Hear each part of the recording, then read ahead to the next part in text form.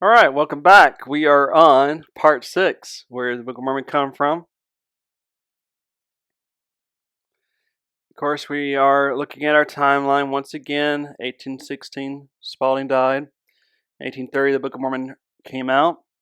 Missionary activity was taking place. In 1833, we know that D.P. Hobart was converted, but soon afterward left the LDS Church. He gathered witness statements, of which we see up there at the upper left-hand corner. And in 1834, those were placed in Howe's book, which was published in 1834. And then other witness statements gathered later by others. Now, of course, we looked at these other statements. So we looked at first Spalding's widow, Matilda Davidson, her name because she got remarried. It was in 1839 in the Boston Recorder. In 1869, Joseph Miller, who lived in Amity, and also Reddick McKee, who also once lived in Amity. And then Joseph Miller, he actually responded to Reddick McKee. So this is what he said. I was well acquainted with Mr. Spalding while he lived in Amity. I would say he was 55 to 60 years of age, in person, tall and spare, considerably stooped, caused in part, I think, from a severe rupture. His hair was quite gray. He was chaste in language and dignified in manner, becoming his profession. I never heard him preach. Think he never preached at all. At Amity, said he had quit preaching on account of ill health. He kept a public house or tavern of the character common to that day. He died of dysentery in 1816 in the fall, I think, after an illness of 6 or 8 weeks. Dr. Cephas Dodd attended him. I watched with him many nights during this illness. After he had died, I made his coffin and superintended his burial. One night when he was near his end, he told me he thought he should die and requested me to assist his wife in settling his estate. Accordingly, I, with Colonel Thomas Vinham, sorry, I don't remember what that means, went on her bond as administratrix, and I helped her close it up.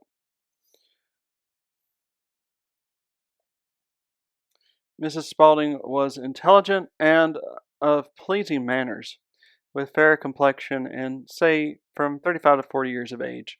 A child of fair complexion and about 14 years of age lived with them. Here think she was their daughter, as she bore the Spalding name.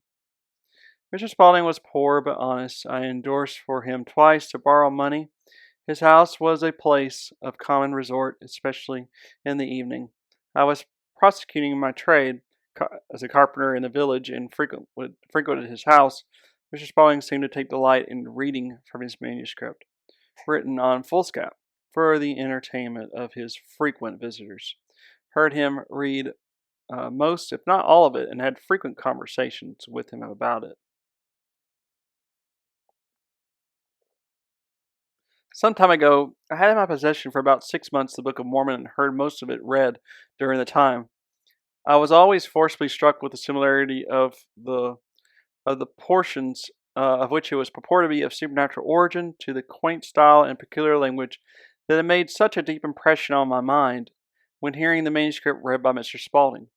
For instance, a very frequent repetition of the phrase, "and it came to pass." Then, on hearing read the account from the book of the battle between the Amalekites and the Nephites, in which the soldiers of one army had placed a red mark on their foreheads to distinguish them from their enemies, it seemed to reproduce in my mind not only the narrative, but the very words as they had been impressed on my mind by the reading of Spalding's manuscript.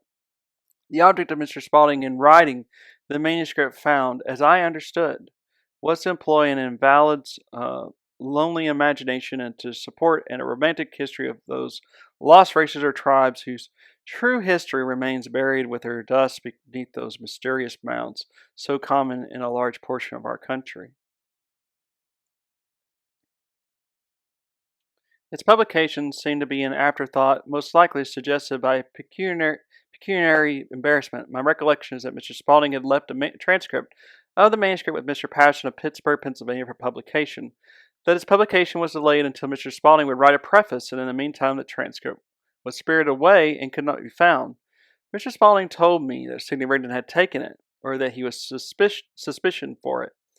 Recollect distinctly that Rigdon's name was used in that connection. The longer I live, the more firmly I am convinced that Spalding's manuscript was appropriated and largely used in getting out the Book of Mormon. I believe that leaving out of the book the portion that may be easily recognized as the work of Joe Smith and his accomplices, that Solomon Spalding may be truly said to be its author. I have not a doubt of it. So, going back to our timeline again, just looking at our witness statements that were taken down. So, Spalding's widow, 1839, 1869, we have Joseph Miller, and then we have Reddick McKee. And then we have 1879, Joseph Miller, and then 1880, Matilda McKinstry. She also gave her statement.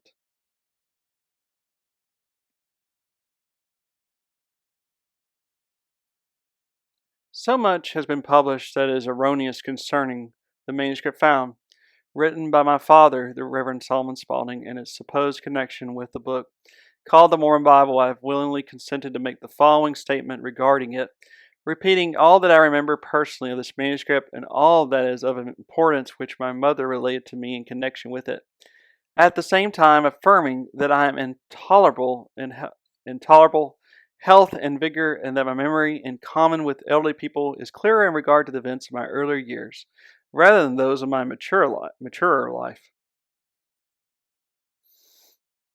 During the War of 1812, I was residing with my parents in a little town, Ohio, called Conneaut.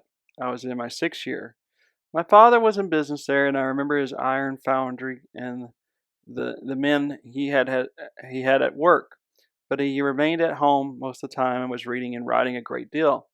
He frequently wrote little stories which he read to me. There were some round mounds of earth near our house which greatly interested him, and he said a tree on the top of one of them was 1,000 years old.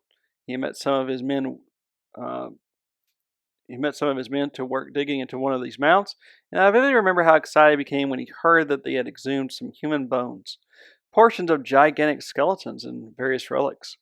He talked with my mother of these discoveries in the mound and was writing every day as the work progressed.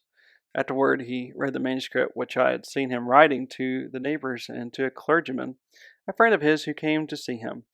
Some of the names that he mentioned while reading to these people I had never forgotten. They are as fresh to me today as though I heard them yesterday. They were Mormon, Moroni, Lamanite, Nephi. We removed from Conneaut to Pittsburgh while I was still very young, but every circumstance of this removal is distinct in my memory. In that city, my father had an intimate friend named Patterson, and I frequently visited Mr. Patterson's library with him and heard my father talk about books with him. And in 1860, my father died at Amity, Pennsylvania, and directly after his death, my mother and myself went to visit at the residence of my mother's brother, William Sabine, and New York. Mr. Sabine was a lawyer of distinction and wealth and greatly respected. We carried all of our personal effects with us, and one of these was an old trunk in which my mother had placed all of my father's writings which have been preserved. I perfectly remember the appearance of this trunk and of looking at its contents. There were sermons and other papers, and I saw a manuscript about an inch thick, closely written, tied with some of the stories my father had written for me, one of which he called The Frogs of Wyndham. On the outside of this manuscript were written the words "manuscript found." I did not read it, but looked through it and had it in my hands many times, and saw the names I heard at Conneaut when my father read it to his friends. I was about 11 years of age at this time. After we had been at my uncle's for some time, my mother left me there and went to her father's house at Pomfret, Connecticut, but did not take her furniture nor the old trunk of manuscripts with her.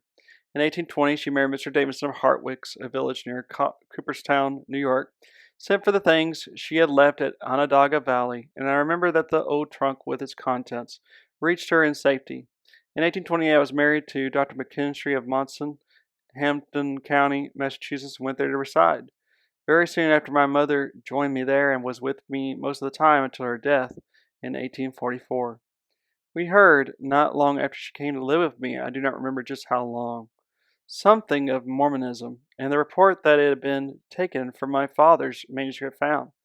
And then came to us direct an account of the Mormon meeting at Conneaut, Ohio, and that on one occasion when the Mormon Bible was read there in public, my father's brother, John Spalding, Mr. Lake and many other persons who were present at once recognized its similarity to the manuscript found, which they had heard read years before by my father in the same town. There was a great deal of talk and a great deal of published at this time about Mormonism all over the country. I believe it was in 1833 that a man named Harbert came to my house at Monson to see my mother, who told us that he had been sent by committee to procure the manuscript found written by the Reverend Solomon Spaulding so as to compare it with the Mormon Bible. He presented a letter to my mother from my uncle William Sabine, in which he requested her to loan this manuscript to Hulbert, as he was desirous to uproot, as he expressed it, this Mormon fraud. Hulbert represented that he had been a convert to Mormonism but had given it up, and through the manuscript found, wished to expose its wickedness. My mother was careful to have me with her in all the conversations she had with Hulbert. They spent a day at my house. She did not like his appearance and mistrusted his motives, but having great respect for her brother's wishes and opinions, she reluctantly consented to his requests, and the old trunk containing the desired manuscript found she had placed in the care of Mr. Jerome Clark of Hartwick's when she came to Monson intending to send for it. On the repeated promise of Hobart to return the manuscript to us, she gave him a letter to Mr. Clark to open the trunk and deliver it to him.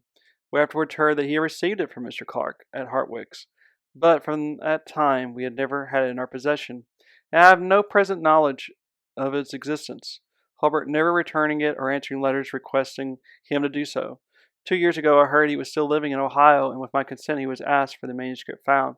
He made no response, although we had evidence that he received the letter containing the request.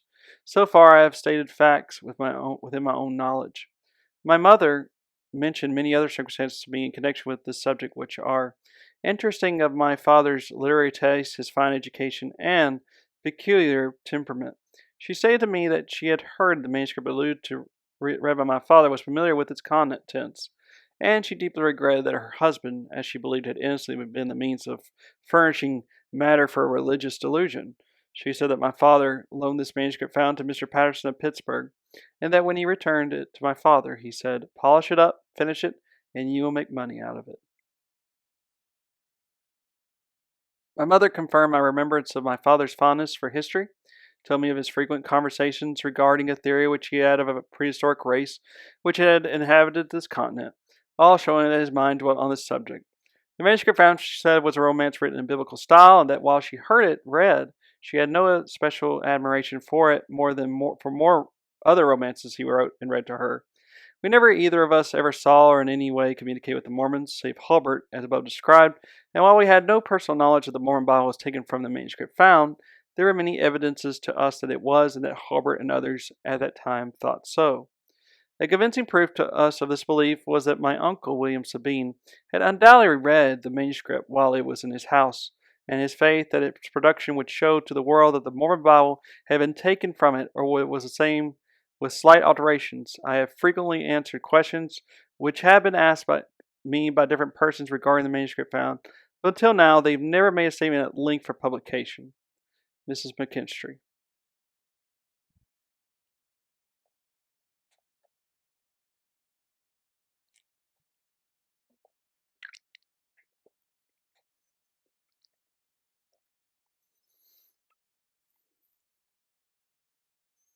So just going a little bit along our timeline, we're now going to move to 1881, Abner Jackson.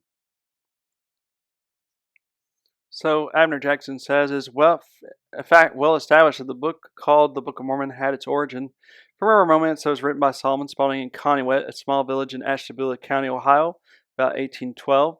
Spaulding was a highly educated man, about 6 feet high, of rather slender build, with a dark complexion. Black eyes, black hair, rather slow of speech, never trifling, pleasant in conversation, but seldom laughing aloud. His deportment was grave and dignified in society. He was much respected by those of his acquaintance. He was a clergyman of the Presbyterian order, and for a time a settled pastor in the city of New York. So said his brother John Spaulding and others in the neighborhood who heard him preach. It was said that his failing health caused him to resign the pastorate. He then came to Richfield, New York, and started a store near where my father lived about the beginning of the present century."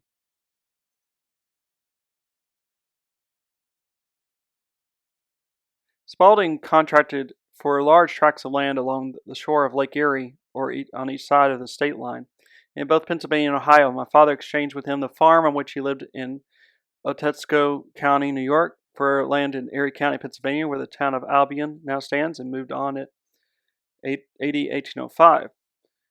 It was then a dense forest. Shortly after my father moved, Spalding sold his store in Richfield and moved to Conneaut, Ashtabula County, Ohio, and built a forge on Conneaut Creek, 2 miles from Conneaut Harbor and 2 miles from the state line.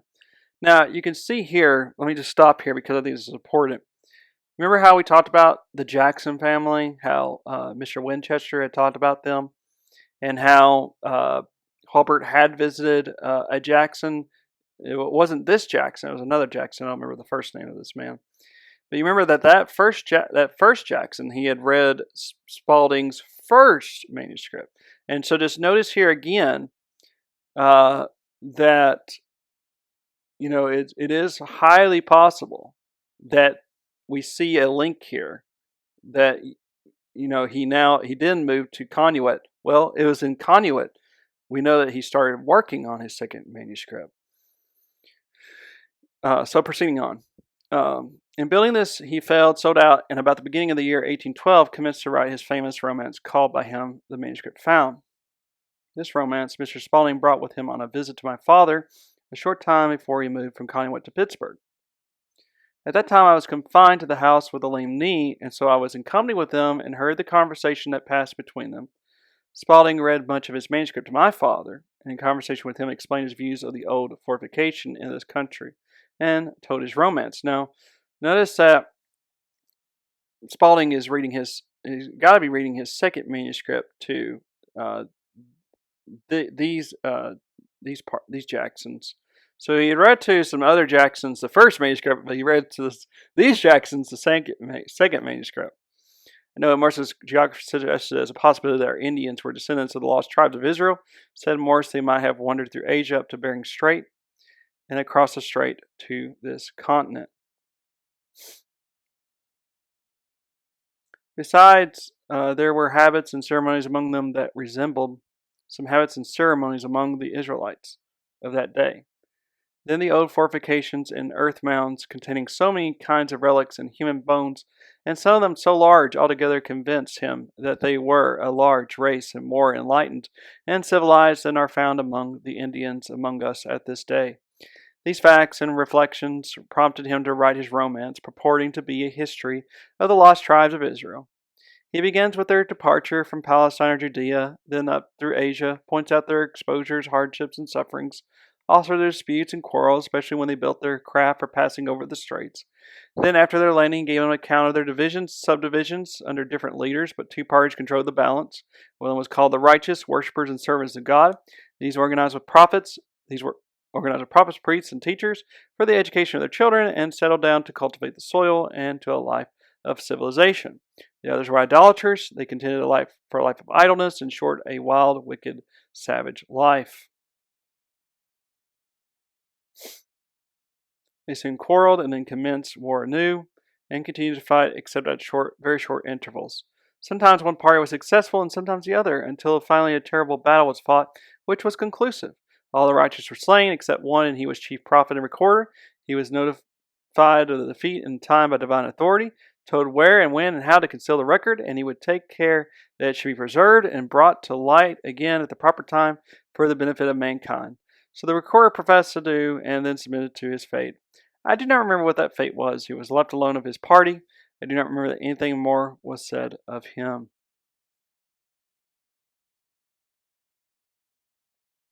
Spalding's romance professed to find the record where the recorder concealed it, in one of those mounds, one of which was but a few rods from Spalding's residence. Soon after this visit, Spalding moved to Pittsburgh and took his manuscript to the Pittsburgh Gazette office, intending to have it printed, but in this he failed. My brother, Jackson, was a recruiting officer in the U.S. Army and stationed at Pittsburgh at that time. Being well acquainted with Spalding and his lady, he soon found them, and his letters home would inform us how they were getting along. The last account he gave us of them was that he was selling pictures and she was sewing up clothing for the soldiers. The next we heard of them was by report. Spalding moved to Amity and soon after died and was buried there. Spalding frequently read his manuscript to the neighbors and mused them as he progressed with his work. He wrote it in Bible style, came to pass. It occurred so often that some called him, "Oh, come to pass." So much for Spalding's romance. Now for the Book of Mormon. The first account of the Book of Mormon that I saw was a notice in my father's newspaper, stating that Joseph Smith professed having dreamed that an angel had appeared to him and told him to go and search in a place he named in Palmyra, and he would find a gold leaf Bible. Smith was incredulous and did not go until the second or third time he dreamed the same dream. Then he said he went, and to his surprise, he found the golden Bible, according to his dreams. But it was written in a language so ancient that none could be found able either to read it or tell it in what language it was written. Some time after another statement appeared, and an angel had consented to read and interpret it to Joseph Smith, and he should report it to a third person who should write it in plain English so that all might read the new Bible and understand its import. Sometime after in 1830, the book was published in Palmyra, called A New Revelation, the Book of Mormon. This purports to be a history of the lost tribes of the children of Israel. It begins with them just where the romance did, and it follows the romance very closely. It is true there are some verbal alterations and additions, enlarging the production somewhat without changing its main features. The Book of Mormon follows the romance too closely to be a stranger. In both, many persons appearing have the same name as Moroni, Mormon, Nephite, Moroni, Lama, Nephi, and others. Probably meant layman there. Here then we are presently with Romance second, called the Book of Mormon, telling the same story of the same people, traveling from the same plane, the same way, having the same difficulties in a destination with the same warlords, same battles, same results, with thousand upon thousand slain. Then see the Mormon account of the last battle at Cumorah, where all the righteous were slain. They were called the Nephites, the others were called Lamanites. See Moroni's account of the closing scene, and it came to pass that a great battle was fought at Cumorah. The Lamanites slew all the Nephites except Moroni, and he said, "I will write and hide up the recorder in the earth, and whither I go it mattereth not."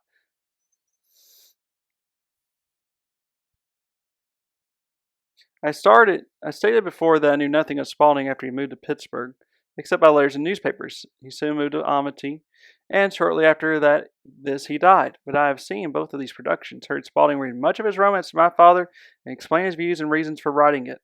I have also seen and read the Book of Mormon, and it follows Spalding's romance too closely to be anything else than a borrowed production from the romance. I think that Mrs. McKinstry's statement fills a gap in my account from Spalding's removal to Pittsburgh to the death of his wife in 1844. I wish if my statement is published that hers also be published with it, that the truth may be vindicated by the truth beyond any reasonable doubt. Abner Jacks.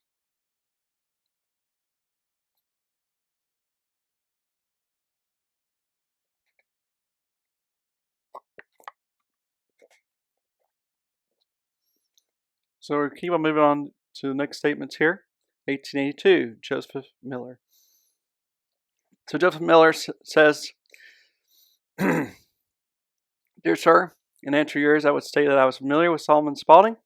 I worked in Amity, where he lived, and as the fashion was at that day, we all assembled at his house in the evenings as he kept tavern, and he frequently would read from his manuscript. The work was very odd. The words, moreover, and it came to pass, occurred so often that the boys about the village called him, Oh, came to pass. He told me he lived in Ohio when he wrote his manuscript. He said he lost his health, and he commenced writing a history of the mounds near where he lived, or of the people who built them. He afterwards removed to Pittsburgh and kept a little store to support his family.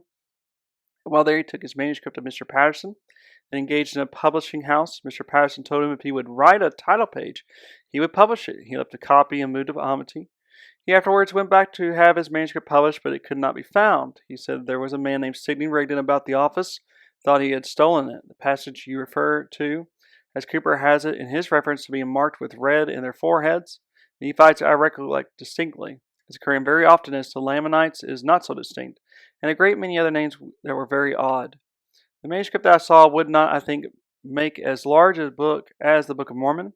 Spalding was a very poor man during his stay at Amity. I was very familiar with him, bailed him for money at least twice, and by request of Spalding, assisted his wife in setting up his little business, made his coffin, and helped lay him in his grave." Going a little bit further now. Now we're going to look at Reddick McKee, and since the interview with Deming is long, I will show the important points, but I urge you to read it in its entirety. So he says, on Tuesday last, I visited Miss McKinstry at the house of her son-in-law, Colonel Seaton, and found her an intelligent, active, healthy woman now in her 77th year. She appeared very highly gratified at meeting with me after a separation of 66 or 67 years. Her recollections of early incident at Amity, where we met daily during the almost 2 years I boarded in her father's family, are very fresh in her mind, and she recalled many little occurrences which have escaped my memory. Once was my giving her her first horseback ride sitting behind me. The only thing in relation to the lost manuscript within her recollection of which you have not already learned is her remembering so to have heard her mother say that before they left Pittsburgh she accompanied her husband to the story of Mr. Patterson and heard a conversation in relation to the publication of the manuscript.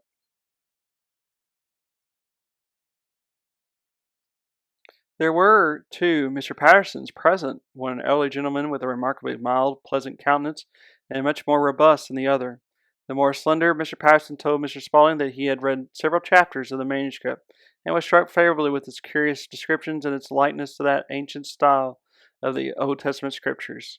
He thought it would be well to publish it, as it would attract attention and meet with a ready sale.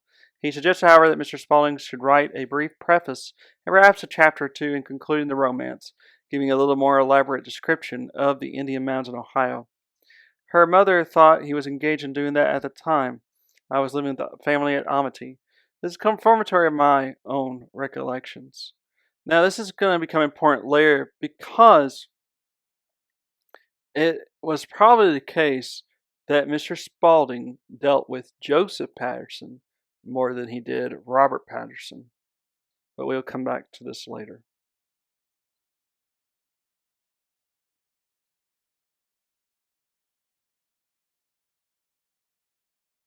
So let's look at this one. McKee is explaining that he moved to Amity to operate a store as a young man. So he begins by saying, I was introduced by Mr. Chambers to a number of citizens and confirmed the arrangement made for a storehouse, then went to the hotel or public house and was introduced to the landlord, who proved to be Mr. Solomon Spaulding. He received us courteously, expressing the hope that I would find the little town a pleasant residence, and that while the store would be a great convenience to the town and neighborhood, it would prove profitable to its own owners. There I spent my first night in Amity. I had frequent calls from the Chambers, Mr. Spaulding, and Ziba Cook, Esquire, and through them became acquainted with many others who called from curiosity or to make purchases. My business increased and continued to increase during the whole time of my stay in Amity, nearly 2 years. During all this time, I was a boarder in the family of Mr. Spaulding, and became quite intimate with him. He was afflicted with a serious rupture, which prevented him from taking much exercise in the open air. But in good weather, he called at the store almost every afternoon. I regard him as a gentleman of the old school, affable in manners and very instructive in conversation. He was about 6 feet in height, with a large frame, though much reduced in flesh and weighing only about 150 pounds. He was well posted in the current news of the day in Europe as well as our own country. He gave me much interesting information about our late war with Great Britain, its causes, and its progress until happily concluded by the Treaty of Ghent. He deprecated the cowardly surrender of Detroit by General Hull, applauded the bravery and success of our fleets on the northern lakes, and particularly the brilliant victory of General Jackson at New Orleans. This battle was fought after the treaty had been signed. There were no steamships or telegraph wires of that day to bring the news earlier. I have since learned that Mr. Spaulding was considered the most learned man in Ashtabula County, Ohio, and that he was both a versatile and prolific writer. In Amity, I know he was a moral man, a strict observer of the Sabbath, and attended upon public worship, and I had no cause to doubt his being a true believer. When the weather was inclement, I occasionally visited him in his room, and almost always found him at his table, reading or writing. One day when I called, he was writing upon foolscap paper taken from some old account book. My curiosity was excited, and I said to him that if he was writing letters, I could furnish him with more suitable paper. He replied that he was not writing letters, but at another time, when I had leisure, he would tell me more about it. Shortly after this, I called again, and the conversation about his writing was renewed. First, he told me of his removal from western New York to Conneaut, Ashtabula County, Ohio, where his brother John had property, and afterwards he resided, expecting to engage in some active business. He said that in connection with Mr. Henry Lake, he built a furnace for the manufacture of iron or ironwares. This proved unprofitable and resulted in a failure which left him liable for debts to a large amount. After the failure, he had much leisure time, he said, which he employed in examining the Indian mounds that abound in that neighborhood. And it was about them he was writing when I first called. He told me about his other engagements at this time, but touching these, I will give below his daughter's recollections recently narrated by her to me. She corroborated her father's statement about his removal to Conneaut in 1809. His examining the Indian mounds distinctly recollected that he wrote two or more stories in support of the theory that the Indians of North America were lineal descendants of the Jews from Palestine.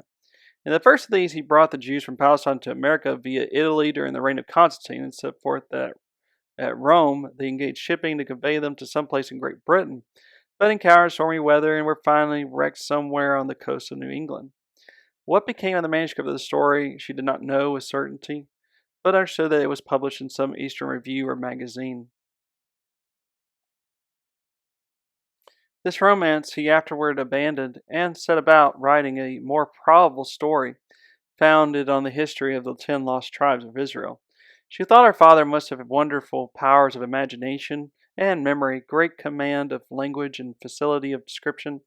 Many of his descriptions were of a historical and a religious character. Others were grotesque and ludicrous in the extreme. She remembered that in one of them, touching the mode of warfare in that day, being hand to hand or man with man, he represented one of the parties having streaks of red paint upon their cheeks and foreheads, to distinguish them from any enemies in battle. The story he called the manuscript found. It purported to give a history of the 10 tribes, their disputes and dissensions concerning the religion of their fathers, and their division into two parties, one called Nephites, the other Lamanites, their bloody wars followed by reunion and migration via the Red Sea to the Pacific Ocean, their residence for a long time in China, their crossing the ocean by Bering Straits in North America, thus becoming the progenitors of the Indians who have inhabited or now live on this continent. This was the story which her Uncle John, Mr. Lake, Mr. Miller, and other neighbors heard him read at Conneaut on different occasions.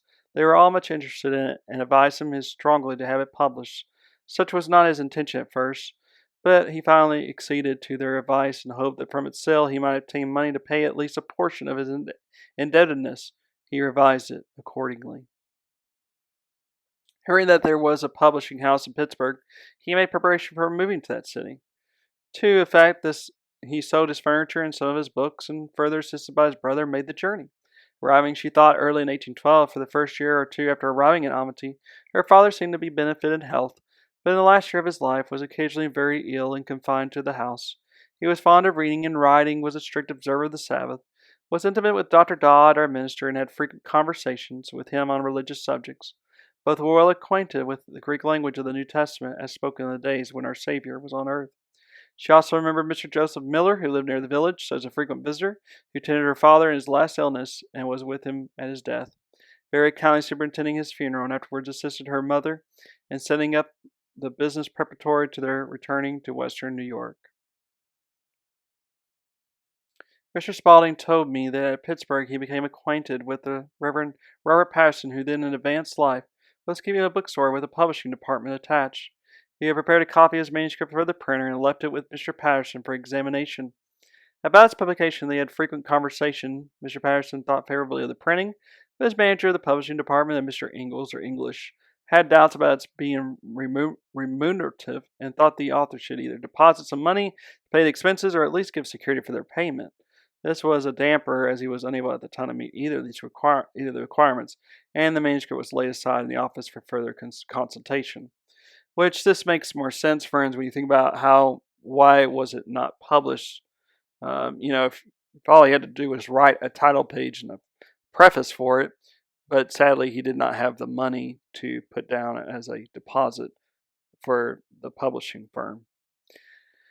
Moving on, at about this time he was informed by a friend that Amity was a healthy and inexpensive place to live in. After consideration and further inquiry, he concluded to remove his family to that village and did remove in October 1814, rented the hotel and opened it as a public house, but without a bar. Mr. Spaulding told me that while at Pittsburgh, he frequently met a young man named Sidney Rigdon at Mr. Patterson's bookstore and printing office and concluded that he was at least an occasional employee. He was said to be a good English and Latin scholar and was studying Hebrew and Greek with a view to a professorship in some college. He had read parts of the manuscript and expressed the opinion that it would sell readily. Which, if you think about it, if this be the case that Sidney Rigdon was able to read over it and he saw the value of it, then we see more of the one reasons why Sidney Rigdon was accused of stealing the manuscript. While the question of printing was in abeyance, Mr. Spaulding wrote to Mr. Patterson that if the document was not already in the hands of the printer, he wished to be sent out to him in order that he might amend it by the addition of a chapter on the discovery of valuable relics in a mound recently opened near Conneaut. In reply, Mr. Patterson wrote him that the manuscript could not then be found, but that further search would be made for it. This excited Mr. Spaulding's suspicions that Rigdon had taken it home, and a week or two it was found in the place where it had originally been deposited and sent out to him. The circumstance of this finding increased Mr. Spaulding's suspicions that Rigdon had taken the manuscript and made a copy of it with a view to ultimately publishing the story as a product of his own brain. Whether the manuscript was amended and returned to Mr. Patterson, he did not tell me, but it probably was. A few days after Mr. Spaulding's death, the firm of Patterson and Lambton failed in business, and it may have been purchased by Rigdon at the public sale of their assets or by some printer who removed it with the other appurtenances of the office of some town in the neighborhood, or it may have been destroyed with other rubbish in cleaning up the room. It was certainly not the document discovered by Mr. Rice at Honolulu, nor the one found by Mr. Davidson after her return to New York in an old trunk containing his manuscripts or sermons, essays, for this must have been the original or rough draft of the story. The Mormons at Conneaut, a year or two after the publication of the Book of Mormon, heard of the discovery made by Mrs. Davidson and immediately determined, if possible, to get possession of the document, so found lest its publication might expose their theory. To effect this, they employed the talented, money-loving, and unscrupulous D.P. Hulbert to go to Monson, Massachusetts, to obtain, if possible, the document referred to. He made the journey and by subtlety and lying obtained an order from Mrs. Davidson on her brother, Mr. Sabine, for it, promising that it should be returned to her in a short time. This promise was never fulfilled. Returned to Conneaut, he obtained a certificate from several gentlemen that was in the handwriting of Mr. Spaulding, delivered it to the Mormons, got his pay, some $400 or $500, went on his way. What eventually became of this manuscript is not known, but it was probably destroyed, so the whole matter remains, to a great extent, a mystery yet unsolved. And still remains so today. It was during my residence in Virginia and on the Pacific coast, many years after I left Amity, that Mormonism was invented and had its growth, but until my return to the East in 1867, I paid little or no attention to the subject, and for some time considered it a harmless delusion like other heresies which have sprung up, had their day, and passed away. Seeing in the newspapers frequent references to the names of Solomon Spaulding, Sidney Rigdon, and Joseph Miller revived my recollections of early life at Amity, my intimate acquaintance with Mr. Spaulding, Mr. Miller, and what the former told me about his having written in Ohio a romance or historical novel called The Manuscript Found. His suspicion about Rigdon, I was thus led to examine the publications at that time, particularly a work written by Professor Turner, Letters of Mrs. Davidson, from Mrs. Spaulding, and by Mrs. McKinstry, her daughter, the testimony of John Spaulding, Henry Lake, and others, all tending to prove that the Mormon Bible was a fraud and impostor. Not a second revelation of the will of God is claimed, but taken from or founded upon a romance or novel written by Solomon Spaulding. This was public sentiment at the time, and I believed it to be correct.